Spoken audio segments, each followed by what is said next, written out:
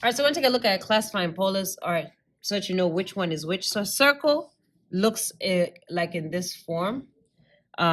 So some number sine, some number cosine, or sometimes it's just like 2 theta or 3 theta. Sometimes just a number like r equals 5. Okay, so that's a circle. A rose is the same thing. The only difference between a rose and a circle is it has this end part. So you'll see sine 1 theta. Here you may see sine 2 theta, or sine 3 theta, or sine 4 theta. So a rose has this end. Lumican cardioid, all right, looks like this. It's something plus, all right? So you're adding two things together, plus or minus. All right, so if A is less than or A is greater than, it's a lumicon, and it's a special kind. So if it's less than, I think it had a loop. Yep, if it's less than, it has a loop. If it's greater than, it's a dent or a clamp. But if it's equal to, it's called a cardioid. Okay, so those are the classifying the different polar graphs. So let's take a look at some examples and see if we can classify them. All right, so classify these equations below. Pause the video and see if you can actually do this without me, because you should be able to.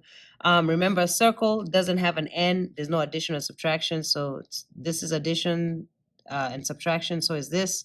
So between this does not have addition or subtraction, and it doesn't have an end. So this one is a circle. So no n, circle. Okay. All right. With that being said, this is addition or subtraction. So let me look at the one that's not addition or subtraction. Why is this not a circle? Because it has this n here. So because it has an n, this is a rose. Okay. So it's even. There are 4 petals if we go into details. So that's a rose. All right. So these are both either a lumicon or cardioid. If they're equal, so A is equal to B. So this is equal. Then this is our cardioid. All right. If they're not equal, then it's a lumicon. This one is A is greater than. So this is greater than. So most specifically, this one has a dent or clamp. Dent or clamp. And this is a lim. And I can't pronounce. Whatever that is.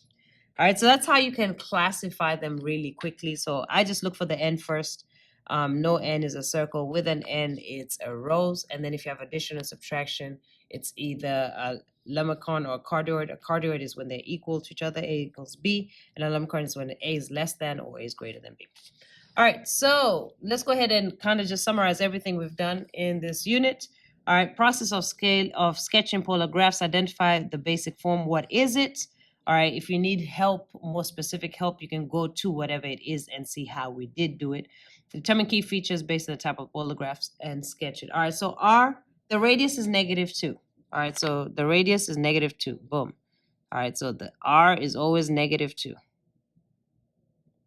Okay, so that is a circle. All right. R is equal to pi over 6. So where's pi over 6? So this is pi over 2. And then there are too many lines here. So it's this one right here, that one, and that one. Then it goes 3, 4, skip 5, 6. So here's pi over 6. So the radius is pi over 6. So this is the line pi over 6 right now. So that is my graph. Just that simple. All right, this is I see an N here, which means that we have petals. So this is a rose. This is odd, so N is equal to 5. There are 5 petals. The length, this is sine. So odd sine is on the y-axis. One of the roses are on the y-axis. We have to figure out which one. And it has a length of 5. And again, just details on how to do that would be previous videos on. This is a rose. All right, so let's go ahead and work it out. So first I need to know if it's the first petal is on the positive or the negative y. So what we're going to do is plug it in. So I have 5 sine 5, and we're supposed to plug in pi over 2. So I've got 5 pi over 2. So this is pi over 2, 1 pi over 2, 2 pi over 2, 3 pi over 2, 4 pi over 2, 5 pi over 2. So I'm over here. And the sine value here is going to be 0, 1. So 1. So this is 5 times 1, which is equal to 5, which means my first rose is at 5. 1, 2, 3, 4, 5. Boom. All right, I'm going to go ahead and draw this circle around 5 just so I don't lose it in all my work. That way I can draw my petals easy. So first petal is right there. All right, what's my next petal? What's that distance? Remember, it's 360 divided by the number of petals, which is 5. So 360 divided by 5 is going to give me 72. So every 72 degrees is another petal. And we've done this in a previous video, but I'm just going to calculate. Each one is 15, so 2 is 30, 60. This is 75, so 1 right here. That's about 72. So 30, 60, that's 75. So maybe about here, that's 72. And we're going to do the same thing from the other side. So I'll do, it's 4 and a little bit. So a little bit, 1, 2, 3, 4. So somewhere here. We're going to do the same thing there. A little bit, 1, 2, 3, 4. So somewhere here. All right, so there are my 5 petals. Let's go ahead and graph them. And remember, you can graph it individual petals, or you could do the joining thing I was doing.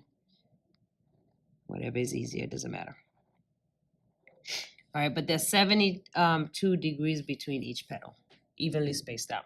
All right, last one. This one looks like an addition or subtraction, so it's a lemurcon, or it could be a cardioid. Are they equal? They're not equal.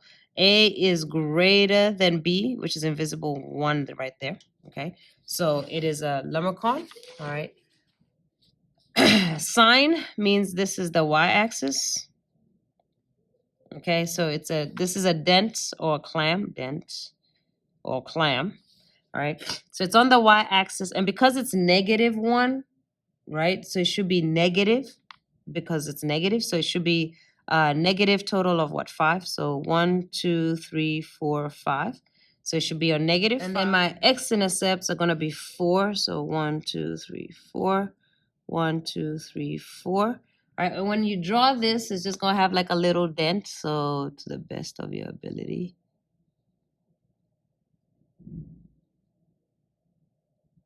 That's probably not good, but look something like that. All right, so to classify, you do need to know which one it is first and then look at the characteristics. Let's practice.